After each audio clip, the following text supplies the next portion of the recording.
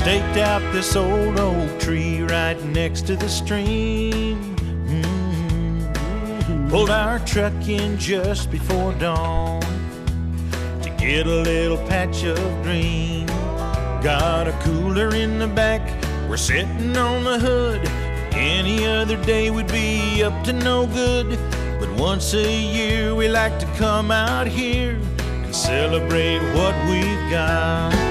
Cause it's the 4th of July, my buddies and I are howling up at the clear blue sky. We're celebrating the birth of the land of the free American boys, my buddies and me. Oh yeah. We got some fun-loving moms out here in Victory Park. Loving it, loving it, loving it, loving it. Good morning. That just All the screams kids Tracy. get to stay It up does. late. Well, good morning and happy Saturday to everybody. Welcome to your Weekly Dose podcast, where we pay homage to Mark and Brian and Jill, and Mark in the morning programs. I am your host, Sean Roberts, along with my buddy Steve Silva. Heidi ho. And, of course, we got producer Zach in the room. Hello, hello. And, of course, we got intern Skyelar with us. Good morning. Wow, that was so enthusiastic. Good morning. There we go. Yeah, and of course, as always, we are streaming to you live here from Orange County, California. Now, thank you for joining us this week. If you're a new listener, welcome, because it's always nice to see our listener base grow. And if you're a regular listener, good, at least somebody's regular. I'm impressed with that. Well, thanks for coming back every week. Exactly, guys. We got a big show for you guys today. We'll be talking about, of course, the 4th of July, because some of our favorite foods and we like to do for barbecues and all that good stuff. But most importantly, we have Mr. Chuck Moshontaz calling in today. Woo! That's right, for the Mark and Brian program, for the news, views, and reviews. Chuck is just an awesome guy, and we were able to get a hold of him and agreed to come on our show. So we're so excited about having him on the air with us.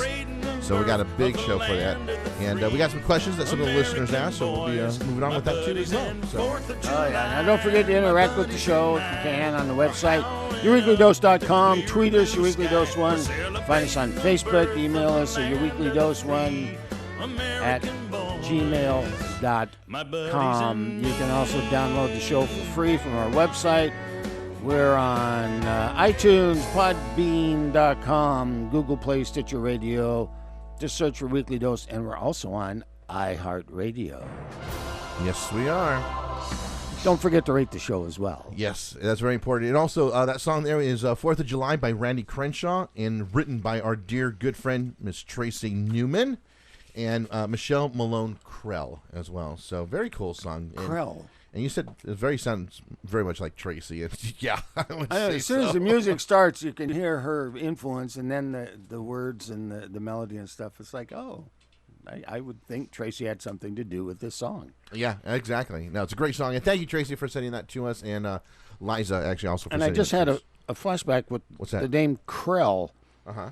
Oh, that's from Forbidden Planet.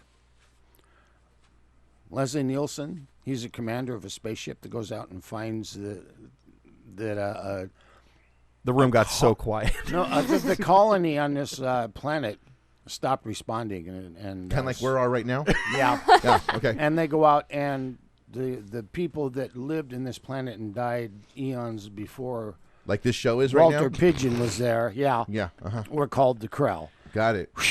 Had to get that out. All right. You waking up yet, Steve? Almost. Okay, very cool. Well, let's catch up with each other. I got another hour or so. Oh, my gosh.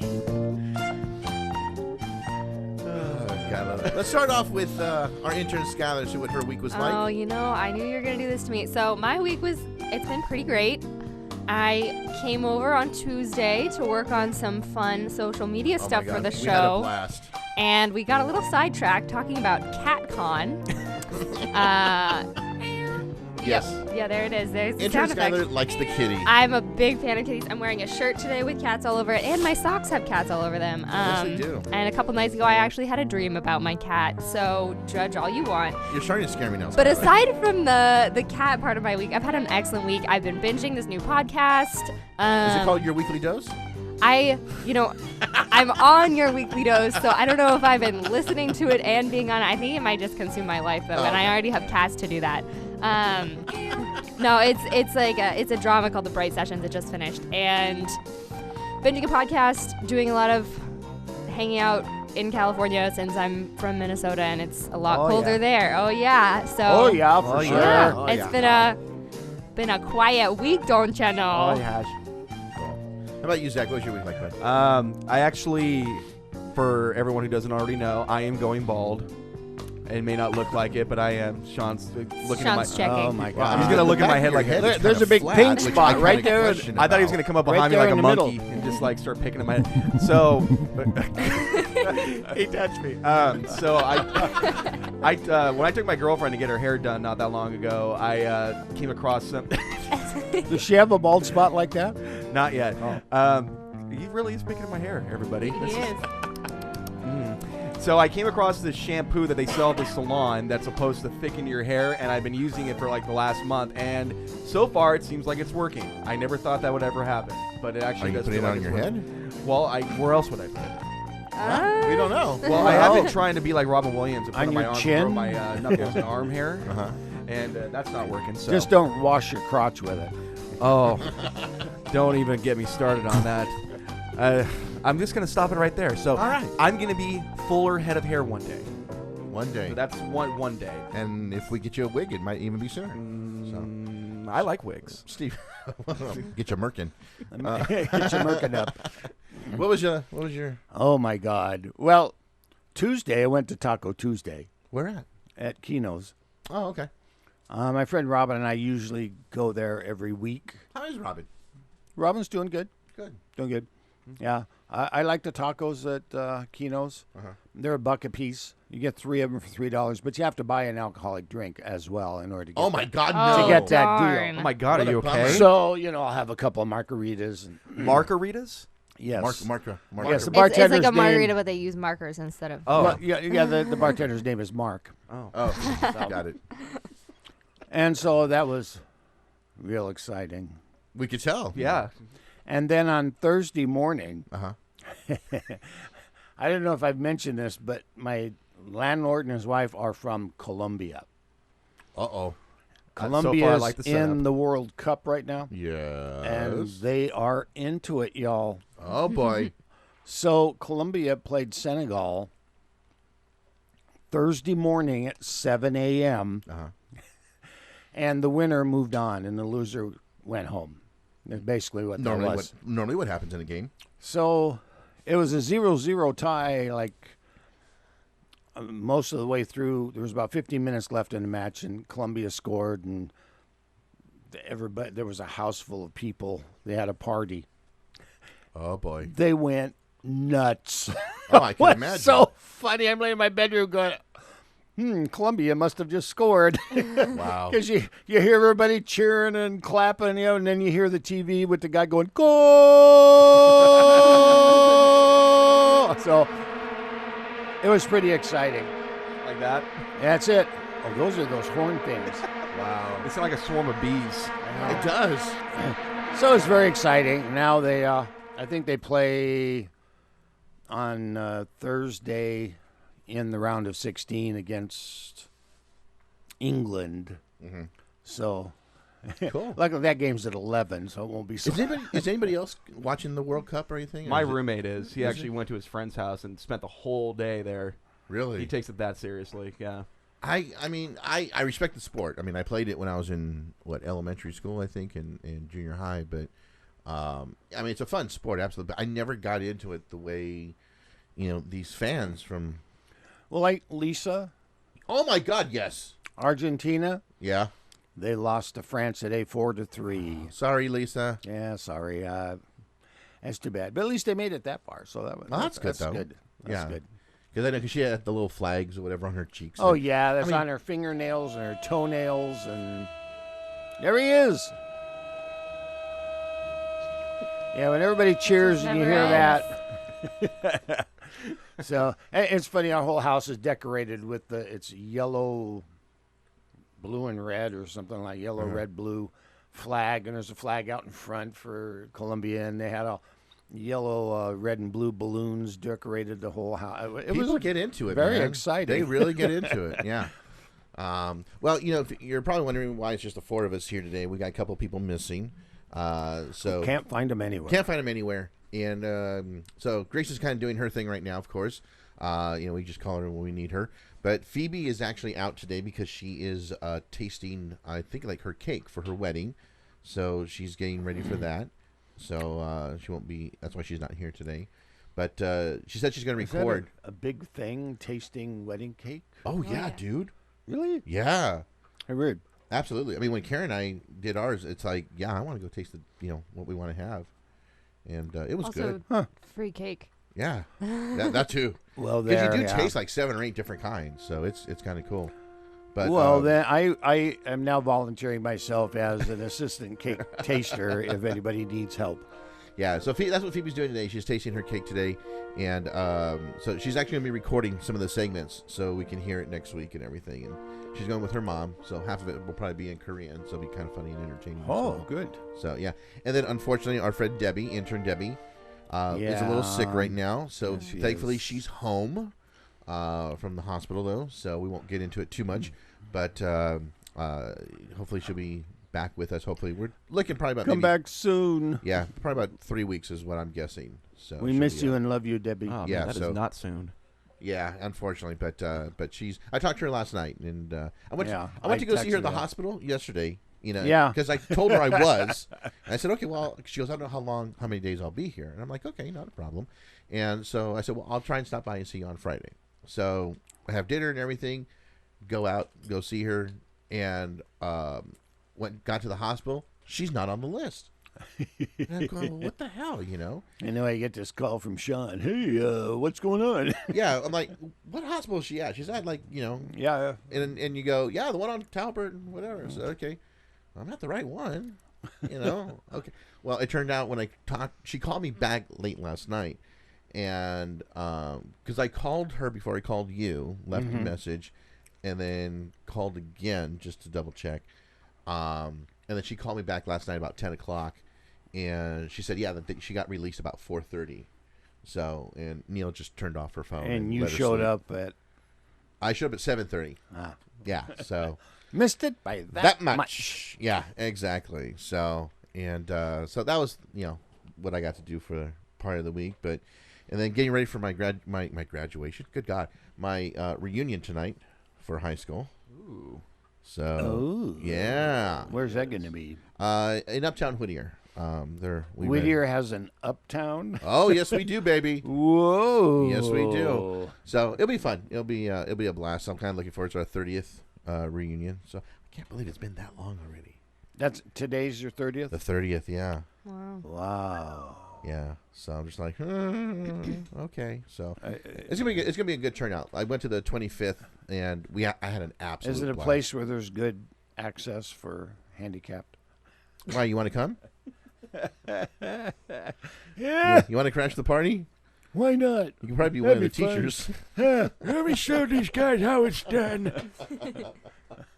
Come over here. Let me tell you a story. I will need you. But yeah, so it'll be fun tonight. So I'm looking forward to that. But then also our friend Christian James Hand, is doing his sessions tonight. Sold out again, of course. But he's doing Tom Journey. So it's Tom Petty and Journey tonight. Tom Journey for the session. So we're pretty excited about that. So I was hoping maybe to go see that, but I'm like, oh, I can't because I've got the reunion. So Journey's cool. I like. Well, so's Tom Petty, dude. Come on. He's kind of a heartbreaker. Oh, my God. Thank you, Zach. Thank you. I appreciate that. I cracked myself up. We know. Yes, you do. Zach, I think we have a phone call. Is that? Yeah, actually. There's a call, there's a call, there's a call for you. There's a call on the phone for you. Hang on, get him on. Hello, this is your weekly dose. Hey, hello, is this your weekly dose? This is your weekly dose.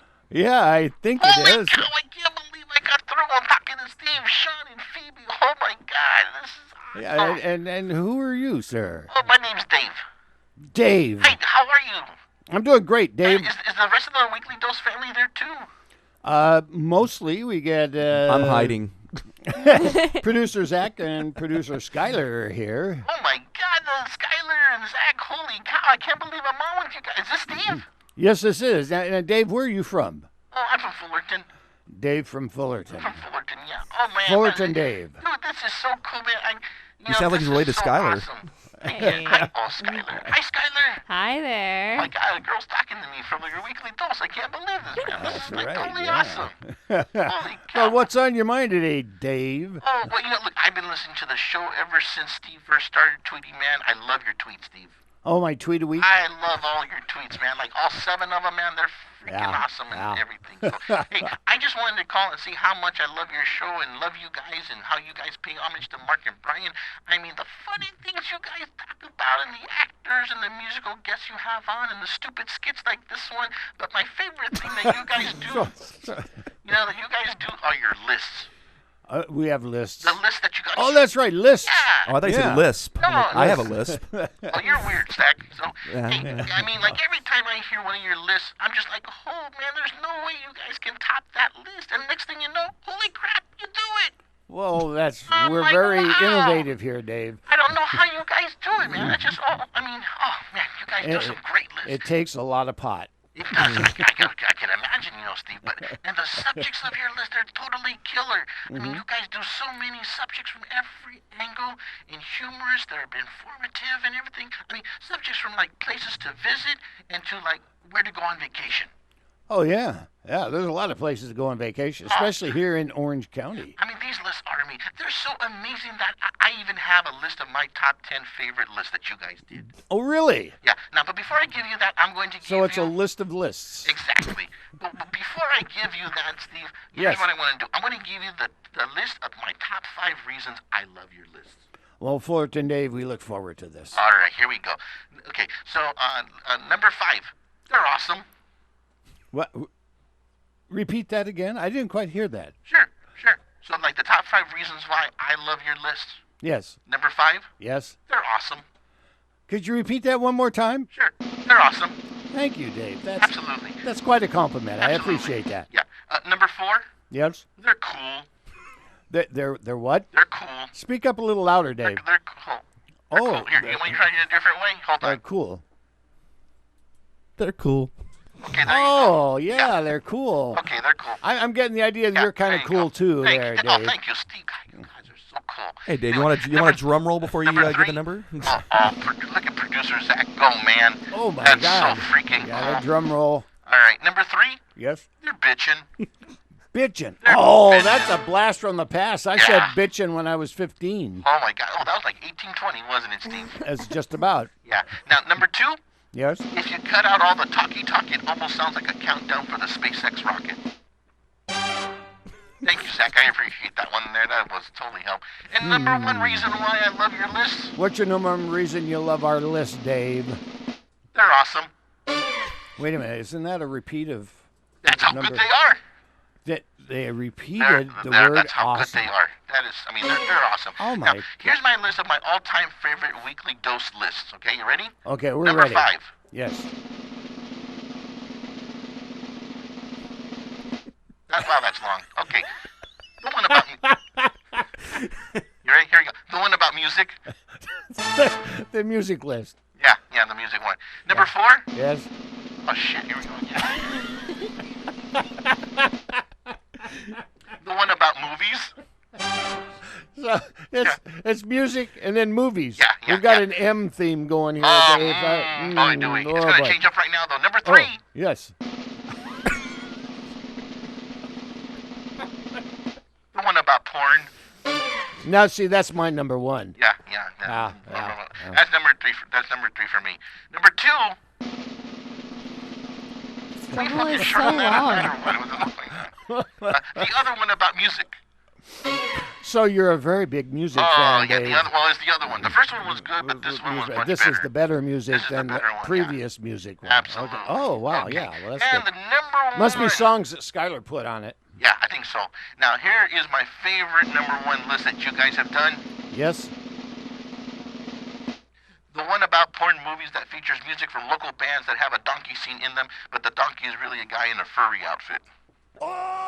And you know, that furry outfit itches like hell. I can tell you right now, Dave. I can imagine, Steve. Now, finally, though, here's my list of my favorite numbers from every list that you guys have done as far as it pertains to your top 10 list or top 20 list, but always starting with number 5. But these are your favorite numbers. Right. Okay, you ready? Of the numbered That's list. going to take way too fucking long, so you got that out there. All right. Do the horns. Okay, ready? Here we go. Number 5. Number 5. Number 3. Number 3. Yeah. Number 4. Number 4. Number 5. Number 5. 5, 3, 4, 5. Number 3. 3. Number 2. 2. Yeah. 5, 3, 4, 5, 3, 2. Number 2. Number 2. It's a tie between 3 and 1. 5, 3, 1, 8, 5, 9, 7, 6, 0, 8, 6, 7, 5, 3, or 9. You got it, Steve. Yeah. And the number 1 number that I love that you guys do, Yes. number 4. Oh, you like number 4? I like. Now that's a coincidence, there, Dave from Fullerton. I love number 4 myself. It's so strong every single time. I always use the number 4 in any password I create. Oh, that's very good. So now Yeah. we gotta know. How about that? Oh, look at producer Zach there. He's working hard. Yes, he is. So, well, there you guys go. And I just want to thank you so I much think for some taking more my hair call. just fell out of the back of his head there, and he wiped his shirt off a little bit. Oh, poor Zach there. Well, listen, I just want, there you go, guys. I just want to thank you so much for taking my phone call. Keep those lists coming and everything. And, hey, Well, you're going to be on our list of favorite phone calls. Oh, thank you, Steve. That's so much. That's so kind of you. I Maybe really number appreciate that. 4 might be number 3. You never know. Hey, But you we'll never make know. it number 4 because that's your favorite number on the list. Oh, I'd love to be number 4 for you, So Steve. Dave Fullerton. Yeah, thank you so much. Hey, Sticks tickets? We'll get Skyelar on that. Okay, cool. Thank you so much, guys. Take care. Wow. Well, thank you, Dave from Fullerton, for calling you. We had a caller. I love it. He's enthusiastic. I know. Boy, I hope our other 6 listeners are that excited. Boy, Sean, where'd you go? You coughing over there. I just missed all that. That drum roll is awesome. Never use Says it who? again. Oh my gosh! Well, we do have the 4th of July coming up. It's coming up on Wednesday. What's your favorite, your most memorable 4th of July for you guys? So far, it's becoming this. Yeah. And the day hasn't even happened It yet. hasn't even happened yet. Wow. I remember it like it was 3 days from now. I remember like it was 3 minutes ago. How about you, Skyelar? What's your a good 4th of Well, July? for me, all my childhood 4th of July sort of blend together because my brother and drugs? I. Well, yeah, that, you know. The partying? You know me, the drugs, the partying. The You know, alcohol. 6-year-old Skyelar, I could not handle anything. Shut up with the cat noises. My brother and I, we would go on July 5th every year and get all the fireworks on 50% off sales. And then we would make like a set list, but instead of songs, it was fireworks. And so we would start with like the little poppers, and we would like make this list and print it out and put little graphics on it, make it all fancy. And my brother hated it because he's like totally fly by the seat of his pants. But for an OCD girl like me, I was in heaven lining the fireworks up by size and figuring out which one should be the big finale. And it was Did you guys play your own music too, or no, because my dad doesn't like music at all. Which What? I don't know. Wow. I don't Okay. understand. Oh, so he wouldn't have a top 5 list of music. It would be like Bach, Mozart, Bach. wow? So he likes Arnold Schwarzenegger. I got Mozart's greatest hits. Yeah, he'll be Bach. He'll be Bach. Yeah, but my childhood ones were really fun, and then I forget every 4th of July since I was like 12. Mm-hmm. I don't remember them What very about, well. What about you, Zach? What's your favorite 4th of July so far? Or Or most memorable one, I should say. I used to live in a condominium complex, so we always have like a community pool, and where I live, it was always scorching hot. So we always had like a barbecue pit, hot dogs, burgers. It was always about the food for me and my family. We would always just go all out on, like I said, hot dogs, hamburgers, the corn. And I remember one year you were talking about Skyelar Pop, those little poppers. You're talking about the little Chinese poppers that you throw and they just snap, right? Yeah. One year I got this brilliant idea of taking one of my toys and putting a whole bunch of those all over the toy and lighting it like thinking they were like firecrackers. And to my surprise, it did absolutely nothing. And that's when I never, ever played with firecrackers again because they just disappointed me They that suck. day. They did. And that was a Street Shark toy. And I remember one year or later that year, this particular person threw it on the roof and I never saw it again. So my 4th of July is full of dismay and sadness. Sorry. Wow. Oh, it's sad. Way to bring the show down, Zach. Moving Moment on. of silence. I'm sorry. Well, How about you, Steve? well, 2 of them came to mind. Okay. One when I was a kid.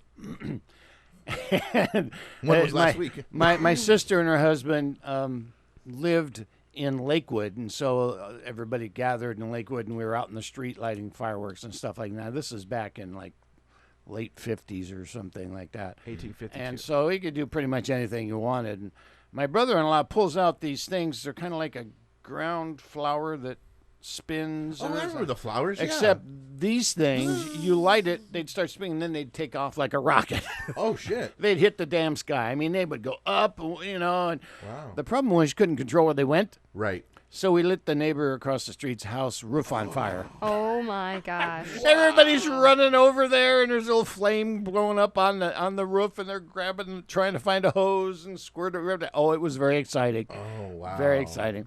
And then the one I remember, actually probably the most, is just a few years ago when I was up in Utah with my family, and my one daughter lives in a, there's my throat again, in a housing tract up on a hill that it's like a big community. And so they all got together. Instead of people buying individual fireworks, they all, most of the people in this pretty big neighborhood chipped in money. And then these 2-3 guys that were organized it went and bought some really cool aerial and big fireworks and stuff like that. And then we all met at this park in the middle of the complex. Everybody had their lawn chairs out and we're sitting there and they lit off these things. The show took forever, but it was really cool. And there in Utah, they allow the aerial shit.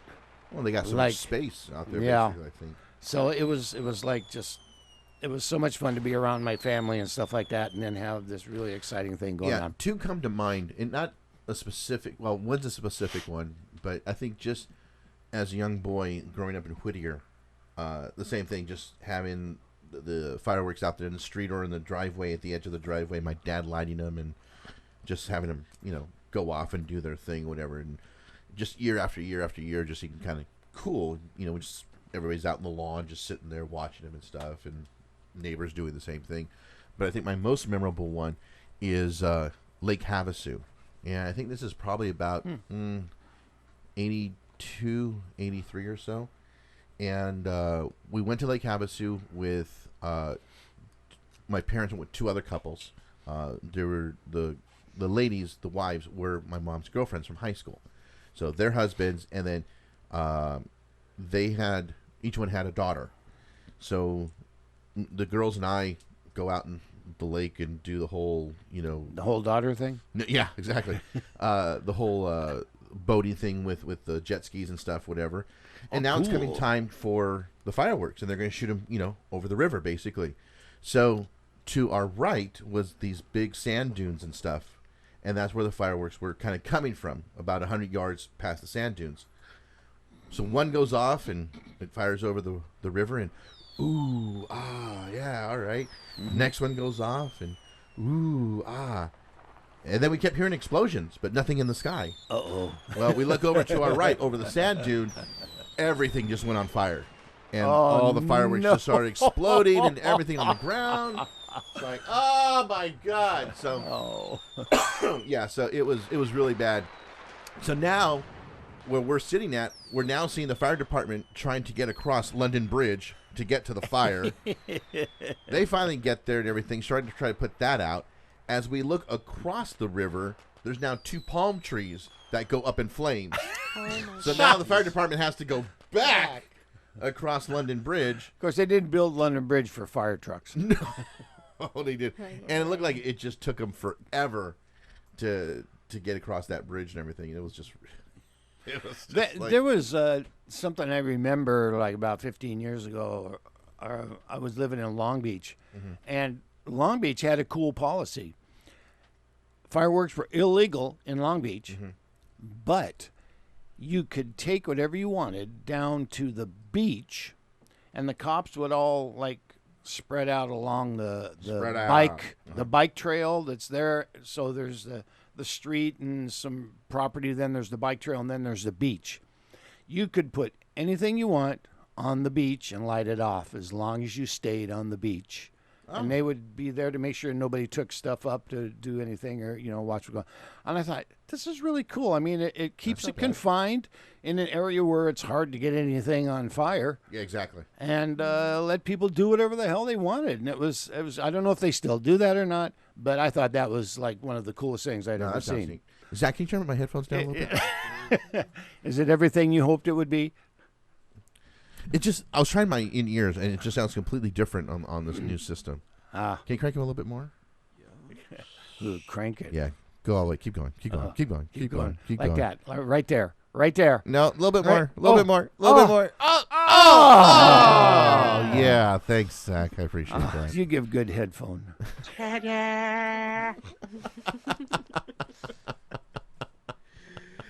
to go somewhere. Yeah. Now, are you guys going to be going anywhere?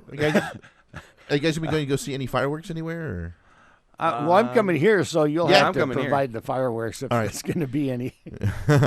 Well, if you guys do want to go see some fireworks, there's a lot of places to go in Southern California. Really, Sean, what would some of those places happen to be? Ooh, thank you for asking, Steve. It would be nice if we had some sort of list to go by. Oh, yeah, and listener, what's his name? Listener Dave from Fullerton. From Fullerton, yeah. In L.A. County, basically, the Rose Bowl. Oh, yes. I heard it's a good place to go.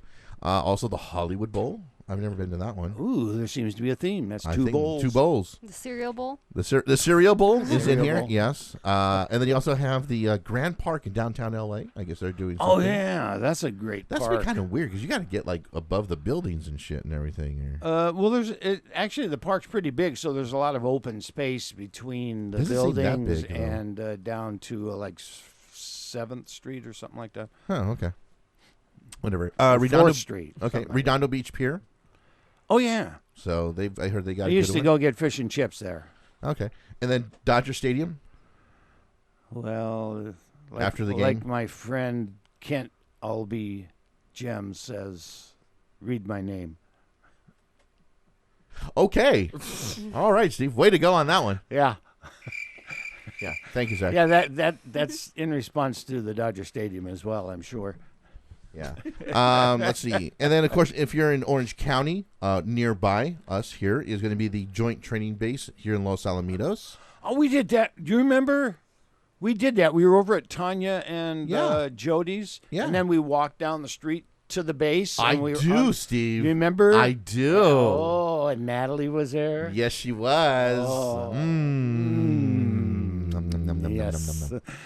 Yeah. Okay. And then Dana Point also has something going on with their fireworks. Huntington Beach Pier, of course, has it.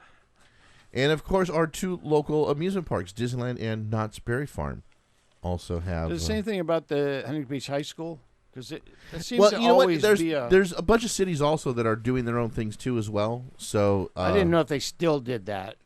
Don't know, but when I was kind of looking at some of the things, I noticed that there's a lot of cities, like Brea's doing something, Yorba Linda's doing something. So just kind of check your local listings. Yorba and Linda, everything. that's where I'm from. Yeah. So, and it's a lot of fun. And I used to go to one over in Whittier at one of the baseball parks. Sounded like you said wind over Whittier. That too. Yeah, that comes from eating all the beans. Exactly. Especially if you're on the east side. Oh. Orale. Yeah, orale, man. So, yeah. But it's God, I forgot the name of the park. Was it Penn? No, not Penn Park. That's something else. But no, it's one of the baseball stadiums there that they had. They would have a setup or whatever and what have you, and just shoot them off every year and everything. And they stopped for a while. Now they brought it back. So I remember there was a stadium down by Long Beach City College, close to there, that they always had fireworks. We'd go to that once in a while. It's by the City College, really? Yeah, somewhere close to the City College. Oh, cool. I believe. Now, with you, Skyelar, this is because I know you're in Minnesota, right? Yeah. That's where they just watch Mom cook for fireworks. So what's 4th of July like over in Minnesota? You know, I've never spent a summer there. Oh. I always spend my summers at home or here. Or Oregon. In Oregon, yeah. And Oregon aerial fireworks are illegal, but that does not stop us. So I've been to a few illegal aerial fireworks shows. You're just a rebel, aren't you? I know. And a few, they have at the fairgrounds, they have a fireworks show. It's called Art in the Vineyard. They have a bunch of booths with art in the vineyard, and then afterward you see fireworks. And my mom really likes it, and my dad does not like all the shopping, but we make him go anyway. Is it a vineyard as in you can drink wine? It's vineyard? near a vineyard that makes wine, I believe. But that's not part of the That's not part of it. I mean, wine while you're doing it. Oregon drinking wine is always an option. Okay. But I don't think it's part of the event. I've got more people just sitting there going, oh, dude. Oh, yeah. Oh, yeah. Standing back Oh, to yeah. This is the Oh, good yeah, ganja. for sure. No, different state, different state. another color. That's where all the Minnesotans And there's that come another out to one. Oregon. Yeah. Hey, transplants, you know. Yeah, it's what's your favorite? Of course, everybody's going to be barbecuing, of course. Oh, yeah. Favorite food for barbecue then? Ribeye. Ooh, Steve went big, man. That's it. That's what I love. I Okay, want ribs. favorite sides? Favorite side would probably be deviled eggs. Ooh. Oh, yeah. Stop it. I'm so hungry already. Oh, man. What about you, Skyelar? You know, I am going to have to agree with Zach. Ribs. Ribs? Ribs are it. My mom makes amazing jerk baby back ribs. Now, are they like with the sauce on it or like a dry rub? With a dry, well, it's like a marinade sort of thing. Okay. And they're super spicy. Your mouth burns off, but they're so good. No, Zach will definitely like it then. Yeah. Mm-hmm. Okay. It's amazing. And so again, ribs for you, Zach. That's your go-to. And tater salad. Tater salad. That's why I call them taters. Not potatoes, they're tater salad. Are you Ron Tater Salad White? I knew that. My son, Tater Tall, is covered in moles. Have you guys seen that? Yeah. I love that whole big. My favorite part about the whole thing is him being tater salad. Like, I wanted to be drunk in public. Or drunk in the bar. They threw me into public. No, it's public. Public. I don't want to be drunk in a bar. I mean, I don't want to be drunk in public. For me, I mean, I think the go-tos are like the hamburgers and stuff, whatever, and the chicken, hot dogs, and everything. But now, chicken, if it's cooked the way I like it, is both like sides? close number 2. Well, it was with like sort of a semi-sweet barbecue sauce in the chicken, and you cook the chicken so that the sauce literally burns onto the chicken. Oh, okay. And oh god, that'll do it for me. Really good. Yeah. Nice. Yeah. For me, I don't know. I think a good steak in general is just. It doesn't not ribeye or whatever, but just I think just like a nice steak is really good. But favorite side for me, corn on the cob. So good. Extra butter. Got it. Yeah. Got it. I like it when you go like to the fair or the God, strawberry fair food. festival On and a stuff, stick. and they barbecue the corn. They have that, and you just smelling it, just smelling them cooking it. Yeah. It just turns me on. I Wait. love when you have corn and there's so much butter on it that it drips down your Oh, yeah. chin, and it's just Little garlic and salt. Oh, Hold so on. good. I'm imagining that right now. And then Skylar does her little tongue thing. Whoa! Oh, I am sporting such a woody right now. Oh my goodness! But no, I love corn on the cob. And then talking about the fair food. When we go down to the Orange County Fair, there's 2 things that we do right away. First thing is we head over to this place where they do like the fresh potato chips, where they get like a real potato and chop it up and then deep fry it right then and there. We have those because we'll put like lime. You have to make sure you go to the right one, because if you end up at the one where they have the tomato instead of the potato, Oh, you big get screwed, mistake. Big difference. Yeah. And it's fried green tomatoes to Yeah, boot. So, yeah. but no, they then squeeze the lemon juice on it and then put the hot sauce, the tapatio hot sauce on it and everything, and so good. And then after that, I have to go over and get the corn with the corn on the cob, and then put the butter, the mayonnaise, and all the Parmesan cheese and everything. When are we going to go see Fair? I was a little distracted there, Sean. Sorry, I was kind of lost me for a moment. Middle of that. So. Very soon. Yeah. Oh yeah. Yeah, we can announce it that we'll be at the Orange County Fair. Sure, why Hopefully. not? Well, we haven't finalized it yet. I think we're going to try and be there. We're looking at August 4th is what we said? I think that's what we worked it out to try and so be. Don't know the location yet, but we'll get you guys the details. Hopefully we'll have a big announcement about that soon. Well, today's guest is a man that I grew up with. I know that Steve can vouch that our guest has a distinctive voice. Most of us heard of our guest when Mark and Brian came to Los Angeles, where he was doing the news for KLOS and a segment called The Green Report. He was able to show off his many talents on the Mark and Brian program, including being the stunt burper for all of the Elvis skits. He touched our hearts when he read the Polar Express. He also lent his voice talents to the Batman animated series. Currently, he is a marriage and family therapist and resides in the great northwestern city of Portland. It is an honor to have this man on our show. Please welcome Mark and Brian family member, Mr. Chuck Moshontaz. Hi, everybody. And Chuck, we want to let you know, man, we advertised that you were going to be on the air with us on the Mark and Brian 25-year Facebook page, and a lot of people were asking questions and everything about you and how you were. So I think they're very, very happy to hear your voice on the air, and it's been so long that caused you've... a little bit of chatter. Yeah, with it. Yeah. So yeah, it has been so long since I was on the show, and you've been waiting for a while to get me, and I'm sorry that I've not been as available as I would have liked to have been, but I'm here. I'm all yours. Oh, wonderful. Chuck, first of all, again, thank you so much for doing this for us, and hopefully you had a chance to look at our podcast. Basically, we do pay homage to Mark and Brian, and we do try to get past and current family members on our show and everything. So it is such an honor to have you with us. Thank you. Thank you. Yeah, and before we kind of move along with the main interview, there's something that we always do with our guests, which is the island game. And so it's just some simple questions for you. So, for example, if you're on a deserted island and you could only take one candy bar, what would it be, Chuck? That's easy. Absolutely easy. It's a Snickers bar for me. Hey, we had That's a Snickers good this choice. morning. Yeah, we did. Yeah, you guys did. Leftover Halloween candy. Did you really? Yes, Yeah, we sir. did. Yeah, they did. We got to bowl out. And It's half gone. That's funny. No, there's something.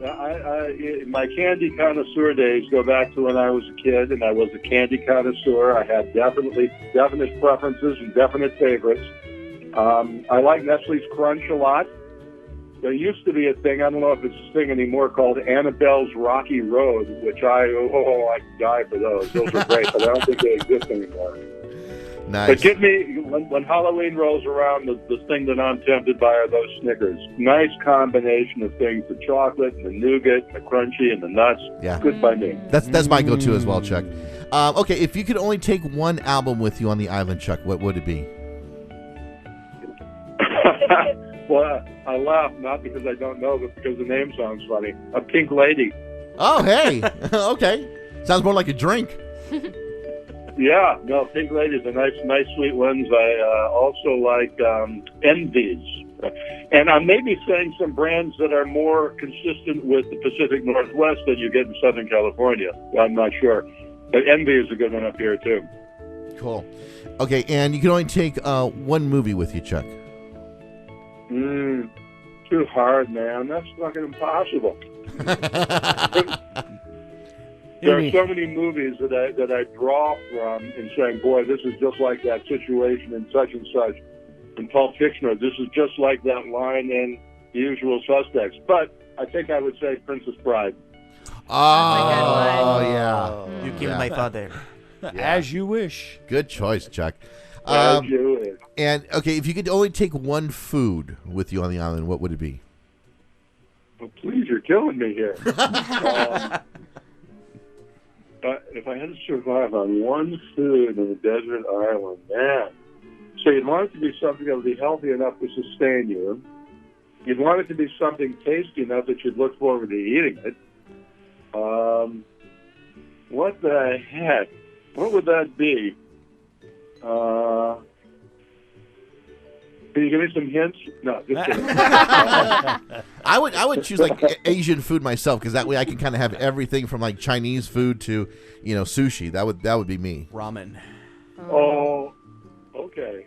So that is helpful actually. I was thinking of one single thing, but if you're talking about prepared dishes, right, that would be good. Something like some sort of a noodle and vegetable Thai dish would be some sort of a. Oh, how about pho? A pad Thai, yeah. Yeah. Very cool. All right, now here's the last two tough questions, Chuck. You could take one person for conversation's sake. You can't take your spouse. Who would it be? And they could be dead or alive, and of course, if they were alive, they would be in their prime.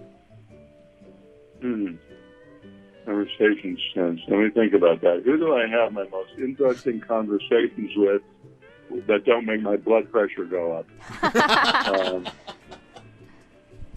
I've got a friend here in Portland who's a poet. He's got several books out, including, oddly, for a poetry book. This is fun. I just do a plug. For a poetry book, it's actually kind of a bestseller. It's a collection of poems that, for him, signify the Buddhist qualities of impermanence, mindfulness, and joy. And that's the name of the book. Poetry of Impermanence, Mindfulness, and Joy. And he and I get together at least a couple times a week and hang out. Smart guy, really interesting guy, funny guy. His name is John Grimm. So remember that if you're looking for a good poetry book for a friend, for a gift, Poetry of Impermanence, Mindfulness, and Joy by John Grimm. And I take him to the desert island with me. So it's basically a light read then. Well,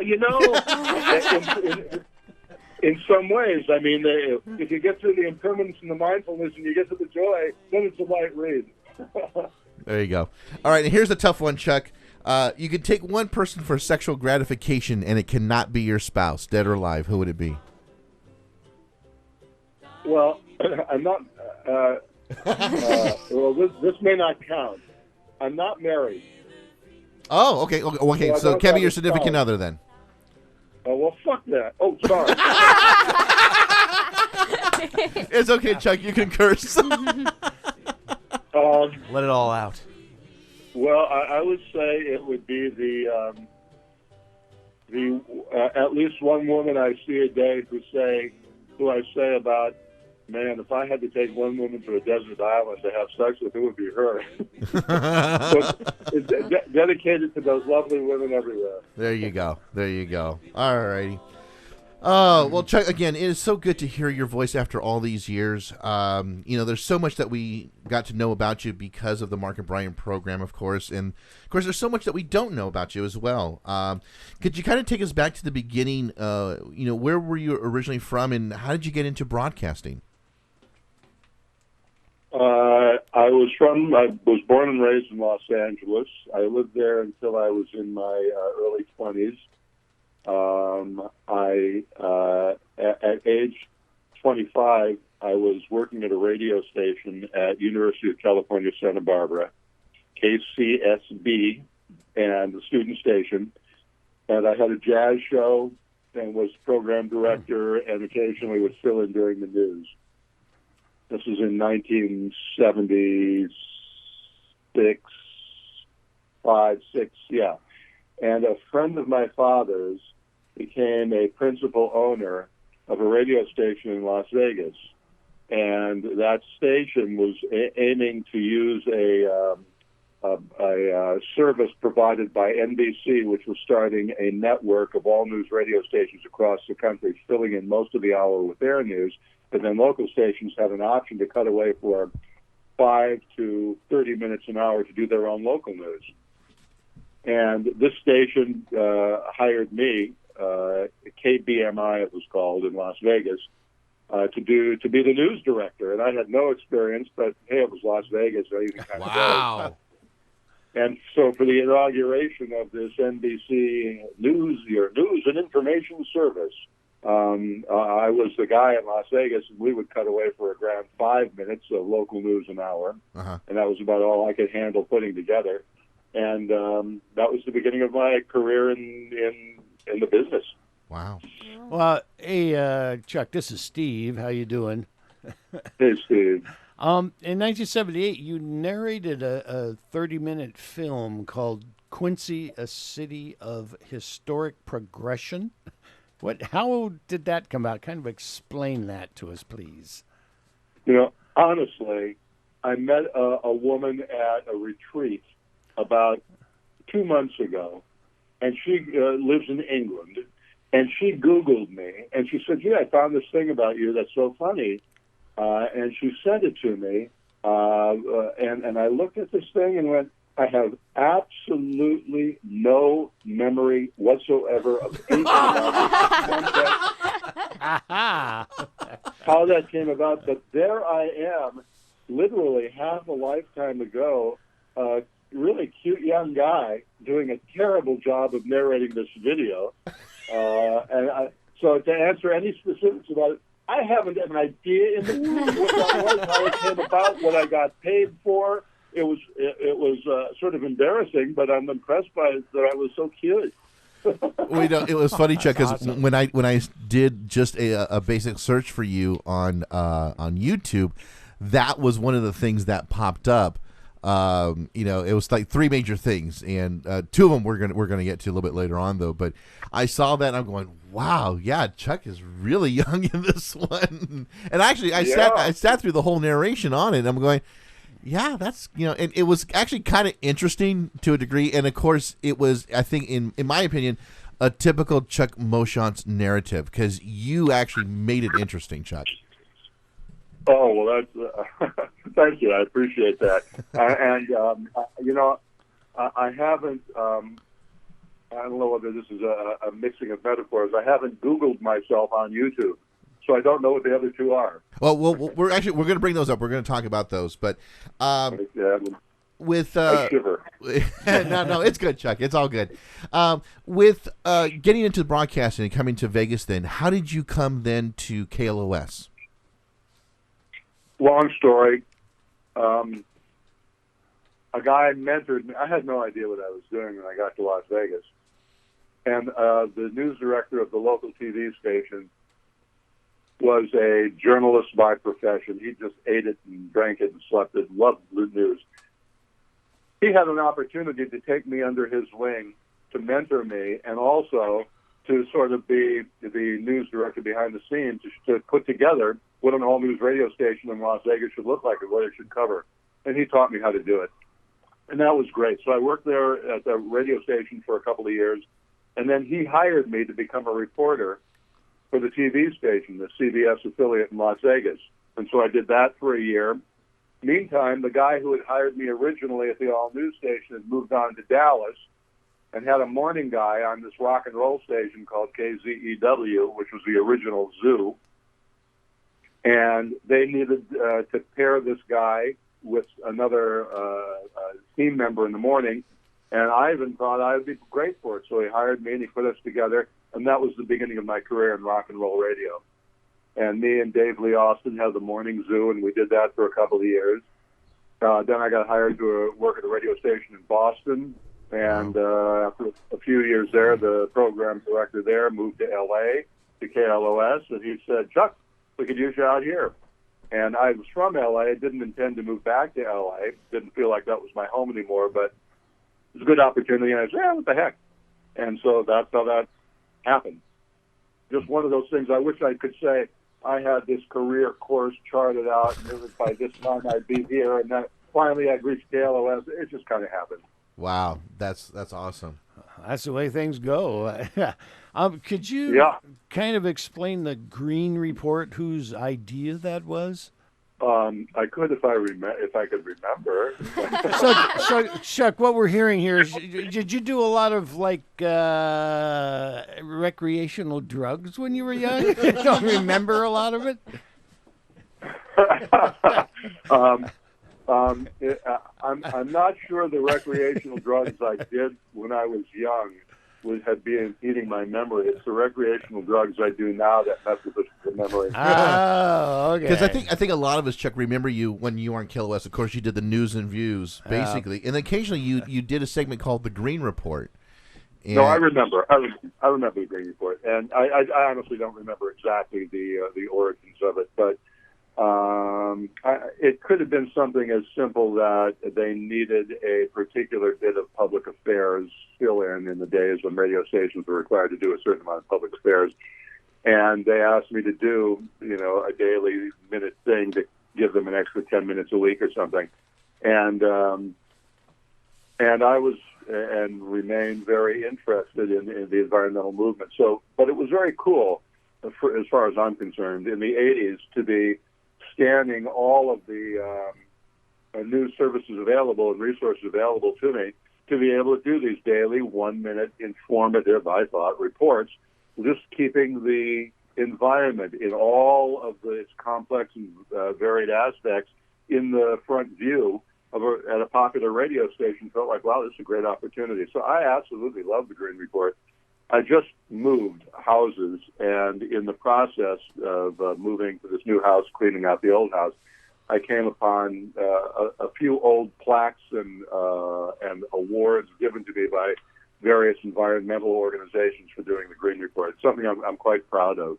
Yeah, and for me, growing up in Los Angeles, I think, with Steve also, because I remember, of course, when Mark and Brian came into town and hearing your voice, that was just an essential part, not necessarily of, well, to me it was an essential part of you itself, because you did the regular news, but then you did the special segment. I always thought it was just one of the coolest things to hear, especially 25, 30 years ago, basically, that nobody else was doing. Right. And right. You were the only one doing it. And I just thought these little neat, like you said, 1 minute or 2 minute stories was just so cool to hear. And well, thank you for that, Sean. I really appreciate that. Absolutely, man. Absolutely. Because you definitely have that distinctive voice in radio as well. So let's move on to the Mark and Brian days real quick now. I think you were already at KLOS when Mark and Brian moved from Birmingham. What was your first impression about the guys? Yeah, I had been with KLOS probably 4 or 5 years, if that long, maybe 3 years before they got there. I was originally I was working with Fraser Smith. I remember Fraser and Smith. Then Fraser Smith. Yeah, Fraser Smith. I remember those days fondly. Those were Warner Brothers Looney Tune cartoons come to life in my memory of those days. Worked with Fraser and Al Ramirez in the mornings, and then I worked with Rita in the mornings, and I worked with Shauna in the mornings. Uh-huh. And then Mark and Brian came to town, and my first impression was, holy crap, I don't know if this is going to work out. Because, not having to do with anything about, I will call it this, the genius of what Mark and Brian did. But, I mean, they were among the very first of your morning goofballs doing this talk radio comedy stuff without music, and it was all, radical. And like anything new and radical, the conservative nature in me, and I suppose everybody, I just kind of went, I don't know about this. Really, within a show or two, I just went, I get it. This works. This is really funny. This is radical and revolutionary. Now it's what everybody does. But I think Mark and Brian were, in some small ways, contributors to a real sea change in the culture of comedy on mass media, talk on mass media, freewheeling opinion on mass media. So it gets a little far afield from your question, but at first I thought, oh no, and then I thought, oh yes, like the Kool-Aid guy. We actually had Mark on our show also for our anniversary show back in February, and we kind of asked him, what made it work, and it was just that they were so different than from what everybody else was doing. And I think that's what made them unique overall too, as well. And that's how we kind of try and pay homage to them with trying the same thing here, because they were such a big staple, as well as you, in Los Angeles radio. So I like their confidence in what they did. It was like, oh yeah, you want to listen to this because we are funny and you'll like it. I thought that was great. What you were? How long was it? 12 years you worked with them? Sounds about right. Yeah. Oh, my goodness. Well, you must have a few memories about your interactions with Mark and Brian on and off the show. Maybe you have one or two favorites that you could share with us? Oh, sure. I won't bother with the on-the-air stuff. Listeners heard that. And frankly, All right. my memory of on-the-air stuff is... well, I mean, the percentage of time I spent with them off the air versus on the air was rather small. So it's the off the air stuff, the socializing stuff, the craziness of when that show was in its heyday and we were doing things like road trips to Las Vegas and to Portland and to other cities. And then the recreational trips that we would do, Mark and Brian and Arlo and I were quite a... I remember Arlo. Yeah, we were quite a... And Robert, the Lucky Butt, quite a crazy group. And I don't know if I had one memory. I mean, one set of memories was the regular, I think it was Wednesday night poker nights at Brian's house. And we would go over there and just get wasted and wild and play cards. And I many of the nights had to call home to my wife and say, "Sorry, I'm going to have to be spending the night here. I'm too wasted to come home." But there was, oh boy, for the show in which we did the lucky, what was it, the Bob's Big Boy? Oh yeah, Elvis Bob jump over the fountains at Caesar's Palace. Oh God, I remember that. Yes. Yeah, I only vaguely remember that, which speaks to the condition I was in. But that group, Mark, Brian, Arlo, Robert, and I, rented a big mobile home, and we drove from L.A. to Las Vegas. And we got. I mean, it was the party wagon from hell, and then we got to Las Vegas, and the party just continued. Another time we went to Vegas, and there was a big fight. I can't remember who the fighters were, but a big prize fight. Uh-huh. And we went to that. I just have lots of memories of socializing with them off the scene, and we went fishing one time off of Newport, just for the hell of it, about 6 of us. And I just have wonderful memories of mostly just straight up partying with them, and how much fun that was, and how wild that was. Yeah.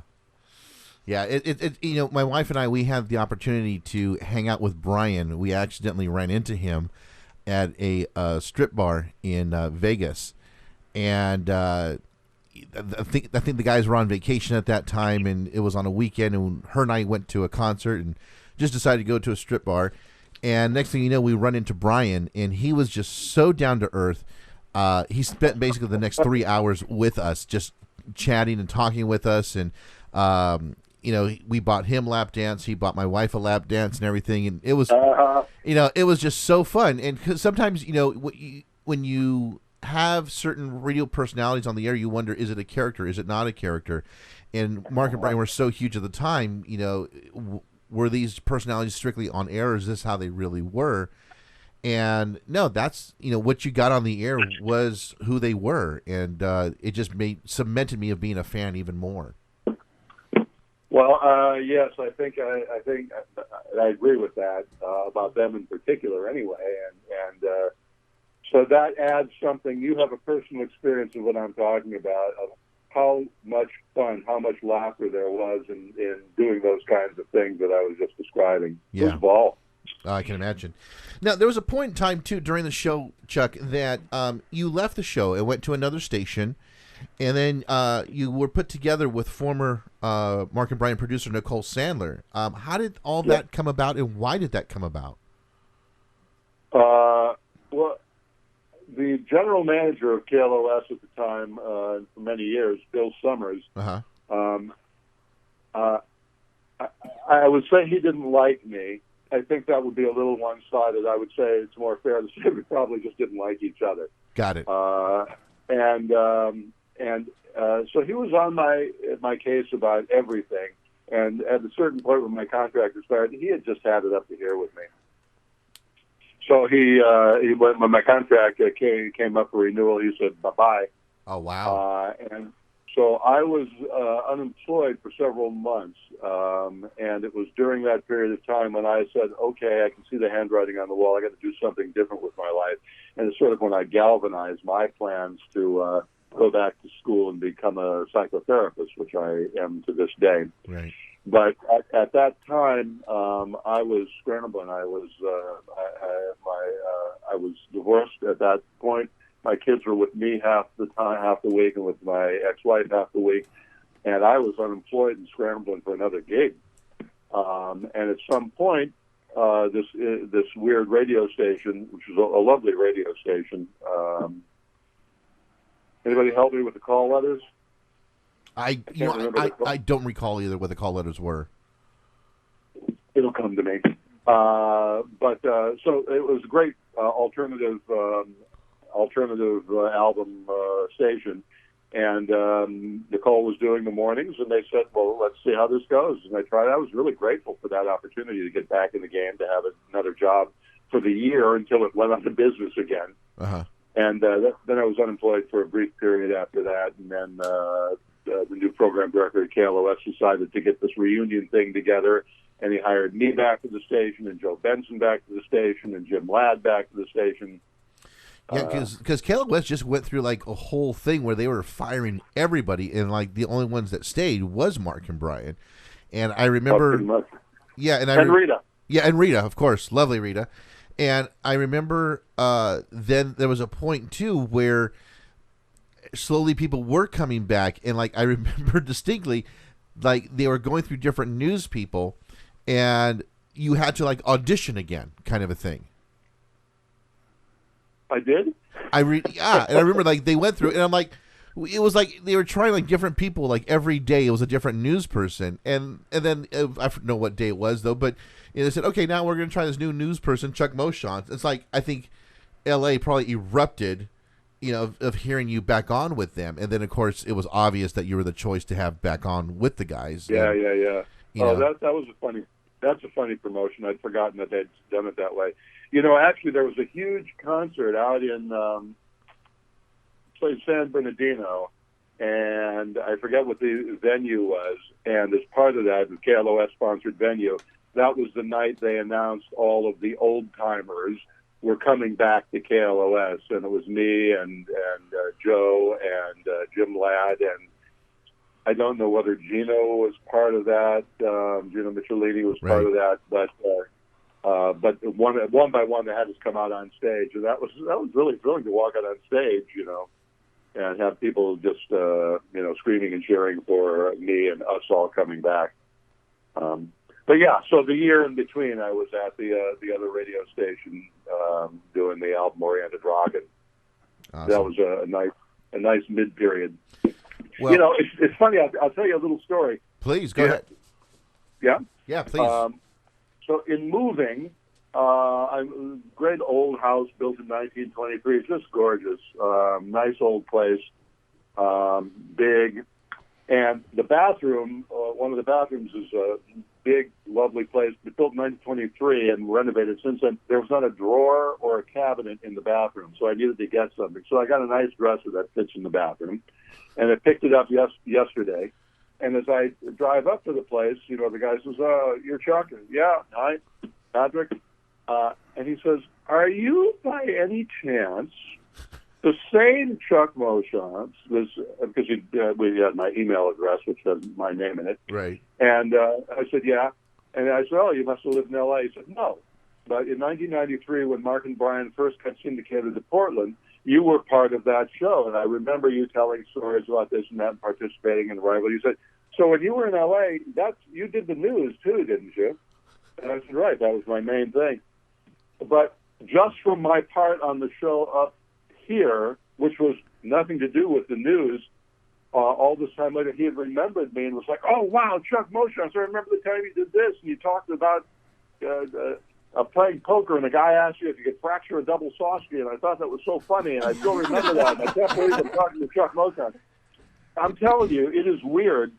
18 years after having left the Mark and Brian show, to have somebody in a city where I was barely on the air still remember me is really quite something. So it's a funny coincidence that there was that, and then this, and I'm right back into the Mark and Brian days. Yeah, well, you're from one fan, to each again. You're such a staple, I think, not just with Mark and Brian, but also with just Los Angeles radio. Like I said, when we posted that you were going to be on our show on the Facebook page, I mean, it kind of lit up, so that people were very, very happy to hear that you were going to be on our podcast. So.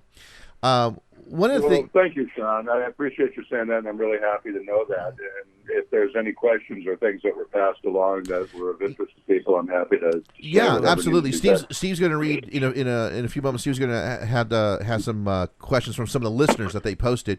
But one thing I want to ask you, Chuck, is one of the things that we found also on the YouTube channel is the Polar Express. How did you bring that to Mark and Brian, and how did that become such a Mark and Brian tradition? Yeah, well,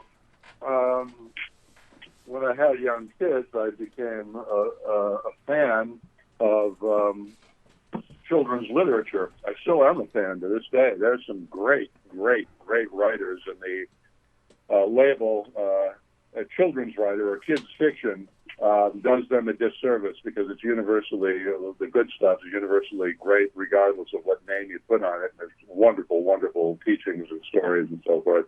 Anyway, so Chris von Allsburg has written a number of wonderful children's books. It illustrates them beautifully. And this was one that was a staple at my house that we would read to the kids every year.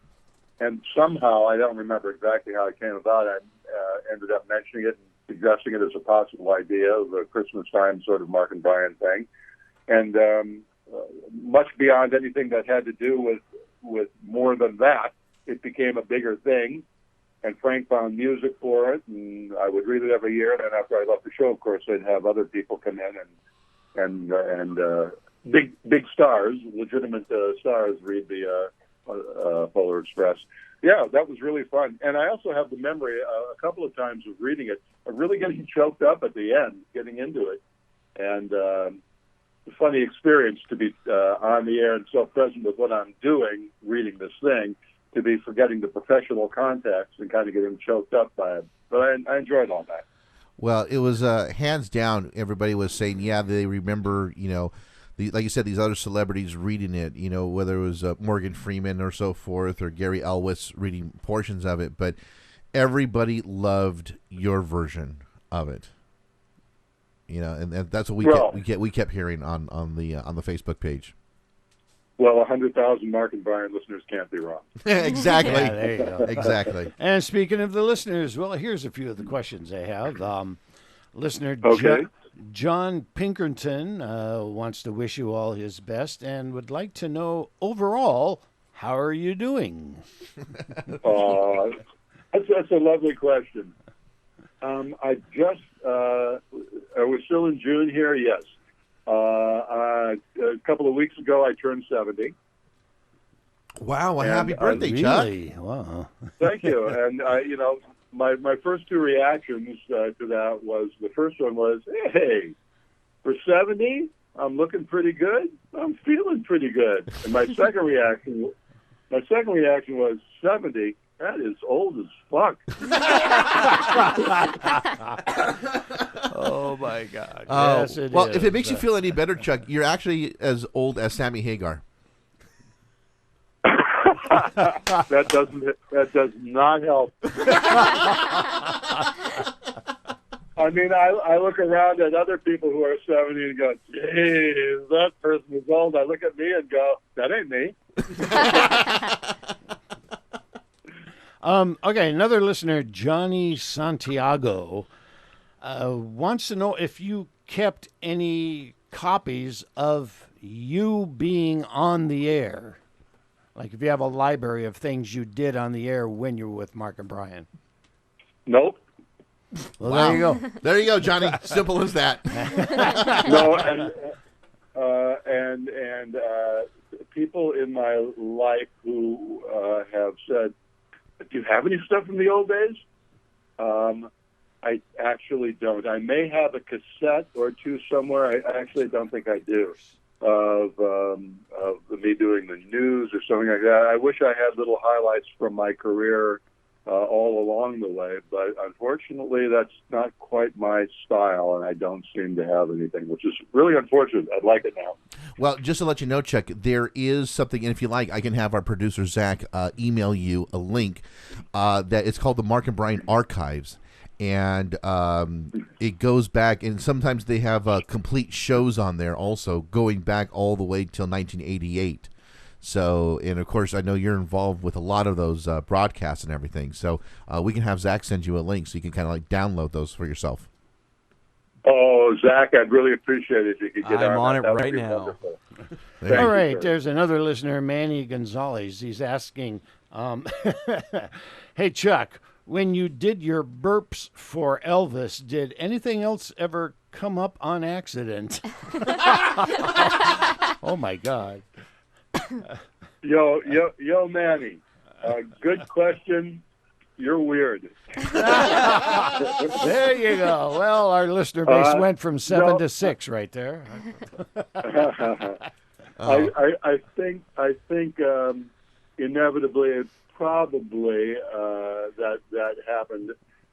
It all blurs, and all the burping for all the times I did that, it all blurs into one visceral nightmare of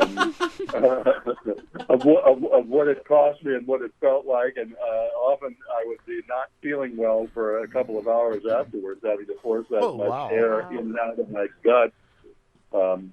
So I think the short answer is, yeah, Manny, probably. Far out. And you know what?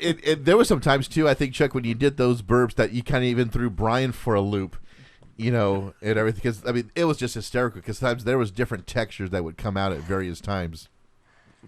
I'm so sorry. All right, we got one more question from Stacy Lynn. Now, this is the big story that people would like to hear about, if you would mind sharing it. She asked if you will indeed be telling your story about meeting Charles Manson.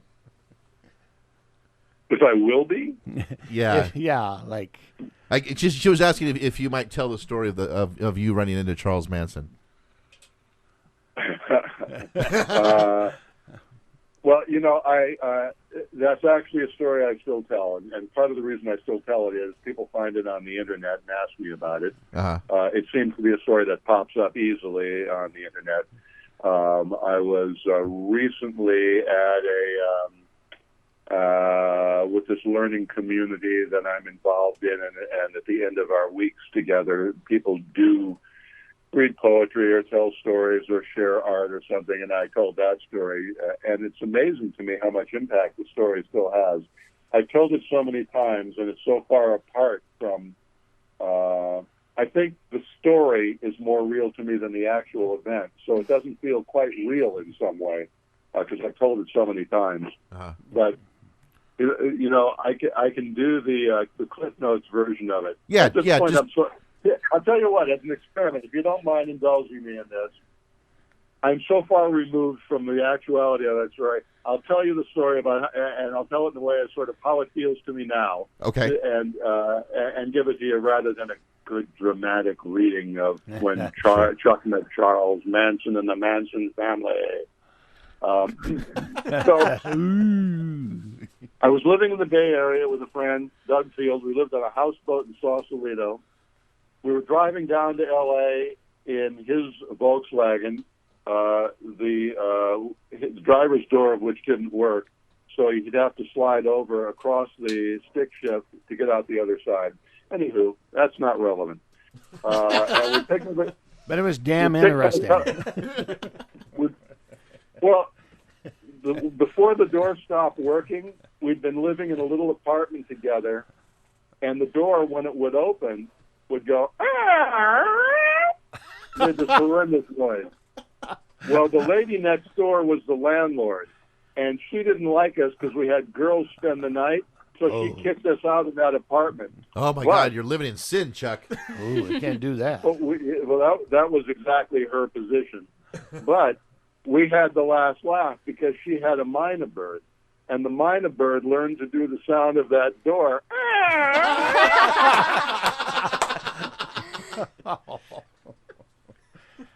Anywho, awesome. that's not relevant either. But again, damn interesting.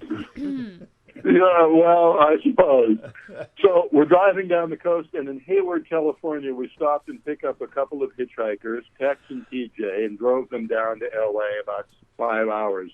Well, they're great, you know, these hippies. My God, what are you going to do with them? I was a hippie myself, but I'm telling you, all these hippies were weird and whacked out, and these guys had their story and the family and the commune that they lived in and their wonderful family and people lived together, and they didn't need this and they didn't need this, but they did do this. And by the time we got down there, it all sounded actually, wow, pretty attractive, pretty sweet place. So we stopped, and rather than just drop them off at the 101 in Topanga, which is all they wanted, we drove them all the way down Topanga to the other end, to the San Susana Pass, and took them to their place, where there was this ranch house and a party.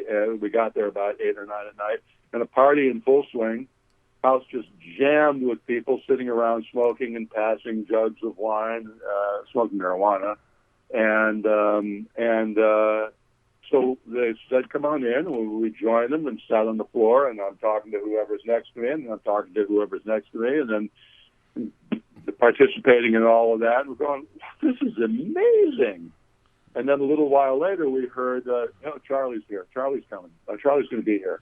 And we had no idea what that meant. But then Tex or TJ came up to us and said, well, you guys have to leave. We told you we're working on this album, and Charlie's home, and so we're going to start working on the album again. And we said, fine, sure, fine, whatever, we're going to go. And as we're leaving, we'll walk outside with Tex and TJ, and this little guy, Charlie, comes bouncing out. And we get in this little scrum, a little huddle, and we all have our arms around us. And Charlie says, glad you guys came. It was good that you're here, but don't come back unless you want to come back to stay and be part of this. The reason we have the one visit rule is because we got a good thing going here, and we don't want to be overrun by looky-loos and tourists. So if you're going to come back, that's fine, but you got to join us and be part of our thing and live here. And we said, makes perfect sense to us. That's wonderful.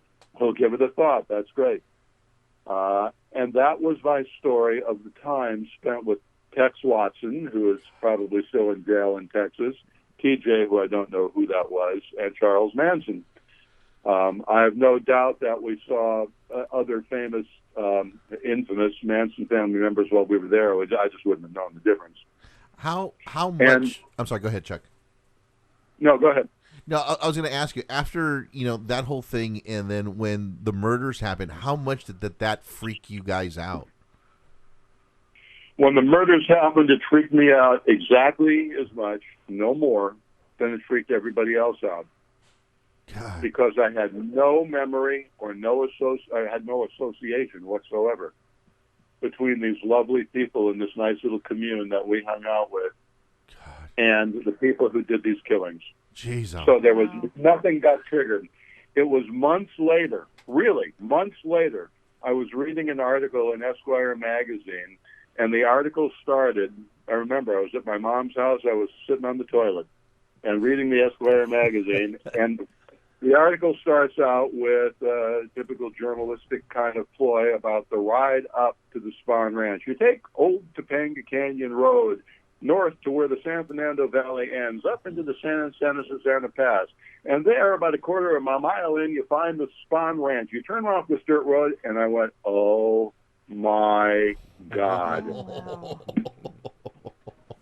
And it was only at that point where the chills went up my spine and my hair started to stand on end. And I went, oh, my God. And I called my friend Doug and went, Doug, do you realize that we were in this? This is amazing. And he hadn't realized it either, because the context in which we were with those people was so different than the context for which they later became known, that we just did not put the two together until then. Jeez, that's amazing. That's an amazing story, Chuck. Well, let's change it to a lighter side now, Chuck. One of my favorite memories of you, and hearing your voice, was on the Batman animated series, and you got to play a sports announcer on that. How was that experience for you in working on that show? Well, the thing is, I have nothing but it's sort of like narrating the thing on Quincy. Yeah. I was really, I can own the fact that what I did as part of the Mark and Brian show, how I presented the news, the Green Report, and all the stuff I did as a radio news professional and participant in the Mark and Brian show, I did that well, I think. I acquitted myself with a way in which I said that was professional and that was good. The other stuff I did, I was just bad at doing it. And I thought my voice acting stuff, the little of it I did, was just awful. So there's that preface. Well, but my father was a big-time voice actor. My father did tons of stuff. Every once in a while, I'll look at a trailer for an old movie from the 80s or 90s, and just to turn somebody on to a movie and say, you interested in watching this? This is a good one. I'll watch the trailer, and all of a sudden, it's my dad's voice doing the trailer. And wow. So he was really big time. A lot of national advertising accounts and so forth. So he had an agent, and his agent was doing the Batman show, and I think partly as a favor to my dad, and partly because she wanted to meet the guy, Chuck Moshontaz and Mark and Brian. Uh-huh.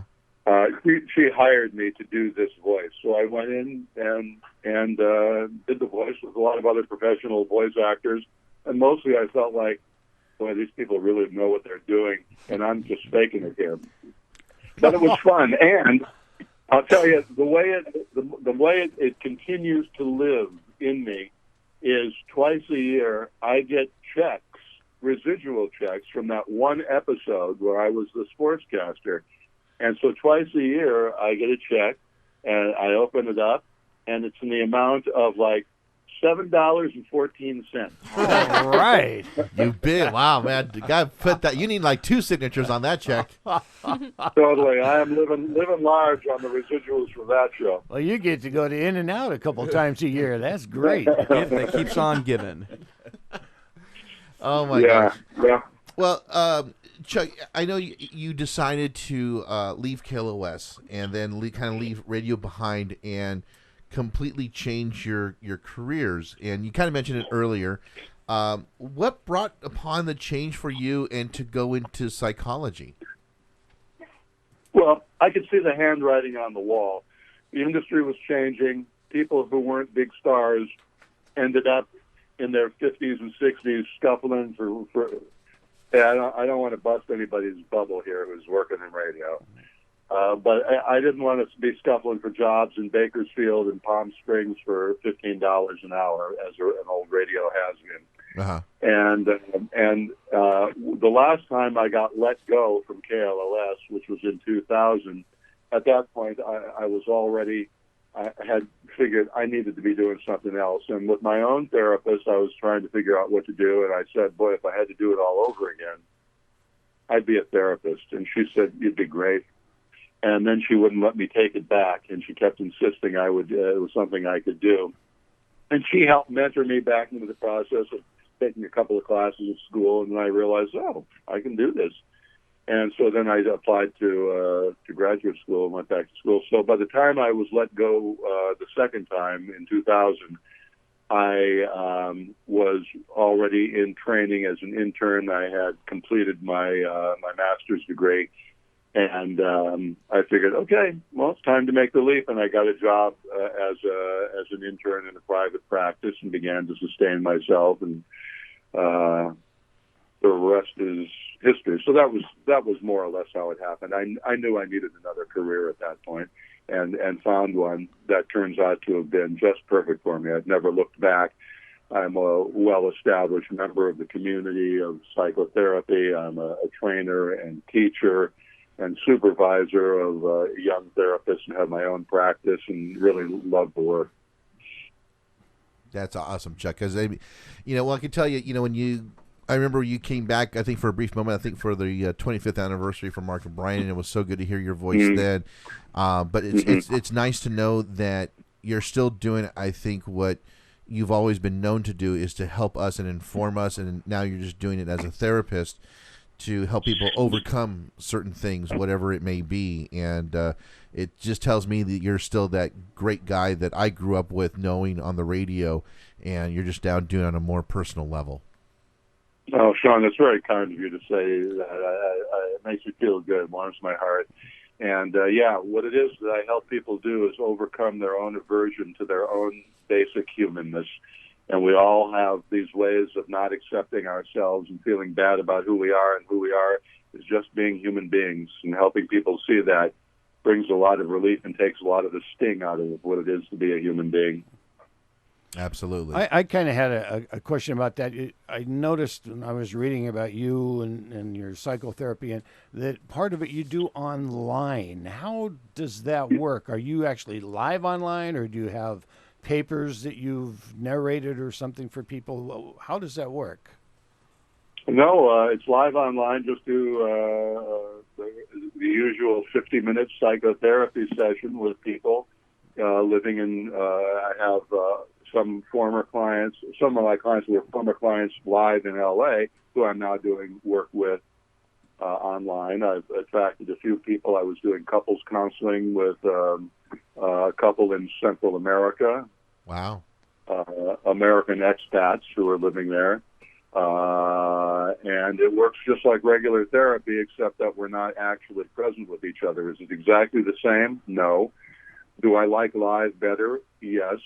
Is it effective therapy doing it one-on-one or 1-2 if it's couples online? It seems to be. Seems to work out okay. And then they just deposit money in my account after the session, so it works out that way. Nice. Now, this is just you and them. There's nobody else listening, right? No, it's with an encrypted service that specializes in online video platforms for psychotherapy. Cool. Wow. Very cool, Yeah. Chuck. Very cool. Wow. Yeah, it works out well, and it's the wave of the future, and it's quite an ethically accepted, legally accepted practice in the world of counseling. Nice. Well, Chuck, again, we just want to thank you so much for being with us. But can we get you for a little bit longer, if possible, Chuck? I'm loving it. Okay, awesome. Well, you remember then on the Mark and Brian show that they used to do No Apparent Reason? Yeah. Nothing more than a potpourri. So we would love for you to join us on our version of it, if that's okay with you. Can do. All right, let's go ahead and hit the theme then. And now, ladies and gentlemen, boys and girls, children of all ages, it's time for Quiz Me, Quiz You. All right, Chuck. So basically, it's pretty simple. It's nothing more than a potpourri of questions. Intern Skyelar is going to ask the questions. Your name is your buzzer. If you feel like you know what is this a drinking game? We're going to drink every time you say potpourri. Potpourri. Yeah, exactly. And so if you think you know where the question's going to go, Chuck, if you want to be a little precog on it, you're more than welcome to just chime in your name sooner, all right? I think so. All right, here we go. All right. Since it is our 4th of July show, I found all America, U.S. questions. Oh, great. Chuck's going to kick our ass on this one. Check up on your history. Here is question number 1. Chuck, Fort Sumter, South Carolina. What city was the first U.S. capital? Oh, God. Zach? Chuck. Zach first. Philadelphia. Yep. Oh, I got it? Yeah, you did. Oh, my gosh. The streets of Philadelphia. Okay, question number 2. How many Rhode Islands could you fit inside of Alaska by square foot? Closest numbers win. Just take a guess. Whoever's closest wins. Steve. Chuck. 4,000. Okay. Chuck. So I take 4,000 wasn't the right answer. Definitely not. 63. Okay. 63. Sean. 24. Want to take a gander, Zach? 2. When was the last time you looked at a map? Great school Chuck now. would be closest, but You were still pretty far off. It's actually 429. Wow. But the population Wow. of Rhode Island is still greater That's than what that I meant. of Was Alaska. 400. Did I say 4,000? Yeah, I you meant You said 4,000. I meant 400. Yeah, Oh, sure. I messed Chuck up gets the there. point, Steve. Chuck gets the point. Right. Yeah, I don't feel like I really earned that one. I was off by a long ways. It was kind of like The Price is Right, Chuck. Closest Yeah. without going over. Yeah. Right. I win because my fellow contestants are baboons. Yeah, exactly. Exactly. All right. What is the highest mountain? Oh, I didn't say the question number. Question number 3. What is the highest mountain in the U.S.? Steve. Steve. Ducks. Oh my God. It's in Alaska. It's He doesn't know. He doesn't know. it's in the Kenai. He doesn't know. It's He doesn't know. oh, it won't come to me. Okay, Chuck. I don't remember either. It's all the wreck drugs we're doing Mount, right now, I say isn't Mount it? McKinley, but I think that's continental U.S. No, Mount McKinley isn't the one that I found. All right. Any other guesses? Wow, I picked 2 hard ones. Well, we're yeah, you all did. smart over Yeah, here. you did. It's Mount Rainier, which is in Washington, not Alaska. Hey, that's not too I far thought from you, that Chuck. I can Oh. see it from here. I can see it from here. In front of me. All right, question number 4. Who was the first U.S. president to get assassinated? Zach. Zach. Now he's hitting your Now I'm head. hitting my head.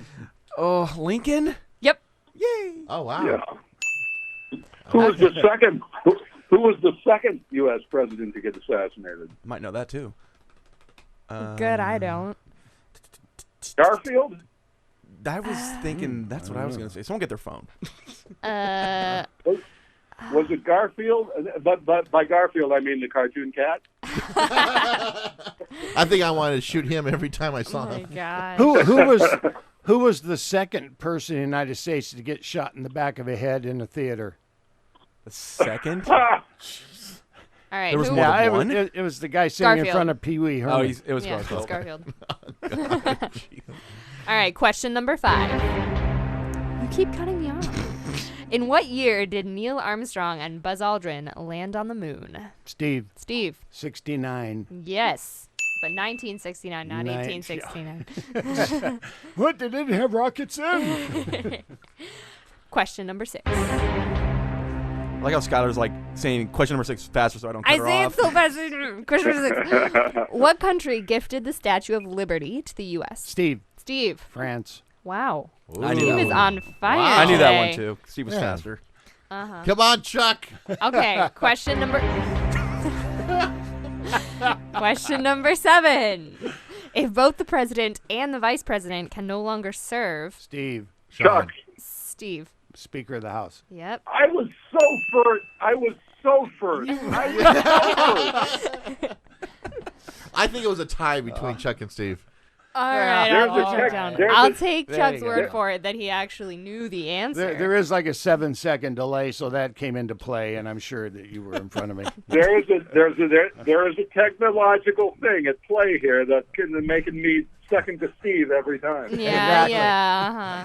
So, Steve, count to 5 first before Oh, you yeah, call your you have name. to make up for that. There you go. Question number 8. You beat me.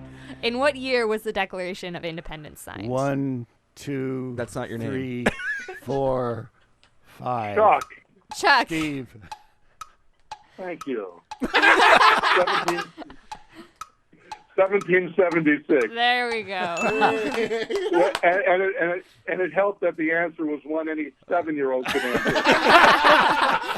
Or 70-year-old, or Yes, right. Steve's like, I forgot how old I am. Question number 9. Who is the only president to have served more than 2 terms? Zach. Chuck. Zach. FDR, Franklin Delano Roosevelt. Yes, sir. All right. Zach thinks he's smart now. I don't think. You're right. You don't think. Hey. Question number 10. I deserve that. You did. All right. Who played the American president in the film Independence Day? Zach. Zach. Bill Pullman. There you go. Wow. Good job, Zach. I think Wow. that one might be a 3-way tie. I Let's think see. so. Zach has 3. Ooh, 3 ways. Chuck has Oh, wait. Zach has 4. Chuck has 2.5. Well, you know what? We'll just round it up and give Chuck 3. Okay, Chuck has 3, Yeah. and Steve has 3. Cool. Wait, how did I get 2.5?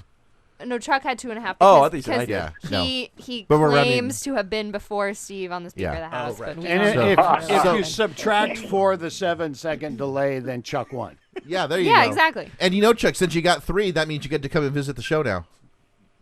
Yeah. Oh, great. We're so excited. Hey, that's great. Wow. Man, I'm telling you. Hey, you should see the view out of the window here. That's quite spectacular. Oh, we got some trees. I see a roof. Chuck, once again, thank you so much for coming on our podcast. We really appreciate it. It is so wonderful to hear your voice once again on any type of airways, man. It is such an honor to have you on with us. Well, thank you so much. And if you want to hear my voice on the airwaves, just do some online therapy with me. Absolutely. There you go. And Chuck, if people do want to reach out to you, not just as fans or anything, but they do truly need help, where can they go to seek your help? Chuck Moshon Psychotherapy.com. Okay. Awesome. We'll make sure that we put that up on our website so people can contact you. And we're also going to put up the Polar Express, and we did find in the Charles Manson story as well, and a replay of that from Mark and Brian, and we'll put that up on our website too as well for you, so everybody can relive that wonderful moment. Well, thank you all. It's been really fun to hang out with you guys, and I really am flattered and touched and delighted by the opportunity to be Chuck Moshon again for a minute. Absolutely. And Chuck, anytime you want to call into the show, you are more than welcome to. You have our numbers and everything, so anytime you want to call just to say hi, please do. Will do. Thank you, guys. Thank you, Chuck. You Thanks, take care. Chuck. All right, see ya. Bye. All right, take care. Bye-bye. Bye. Well, that was fun. Chuck is such a cool guy. Yeah. I mean, such to me, he was that extra part of Mark and Brian. You know, to hear him on the air with them, and like I said, those burps are infamous, man. And we'll probably throw a couple of Elvis bits on there too. That say, and again, if you guys definitely want to go see or hear Chuck rather. Do those things. There's now an Elvis section on the Mark and Brian archives section too, so there are strictly Elvis things there now. So Ooh, thank you very much. I Yeah. sent him the link. Oh, he did can you? I already did. awesome, great, thank you, Zach. Appreciate that. Oh, that was wonderful. I was getting a little worried there, and it came through. It so was a little You edgy. were worried. Yeah. it's like, where's this show going? I gotta change my drawers. I got to pull out my my Irish joke. That would have been ugly. Steve's so proud of that. Tell us more, Steve. Well, you know, if you want to interact with the show, here's the info. Our website is yourweeklydose.com. Facebook page, Your Weekly Dose. Twitter page, @YourWeeklyDose1.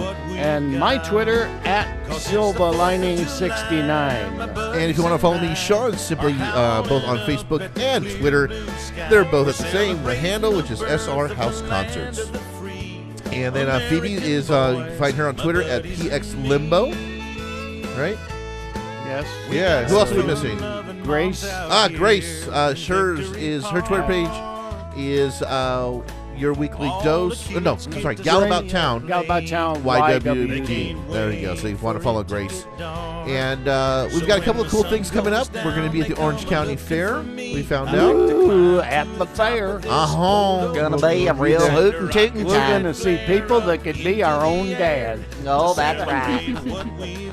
Now, next week we have Eric Carthen on, right? See. All right, so we're looking forward to that. If you're not too familiar with Eric did a lot of voices, impressions and everything for Mark in the Morning. So, yeah, it's going to be fun talking to Eric and his career and everything, too, as well. So, anyway, Awesome. yeah, so once again, thank you, Chuck Moshon, for being with us. We really appreciate it. And we'll catch you next week. Go out and have a beautiful weekend. It's going to be a beautiful day. And have a happy 4th of July, everybody. Bye. Bye, world. Skylar, say bye. Oh, bye. Sometimes my buddies and I, we get out of hand. especially Mr. Duncan Glenn.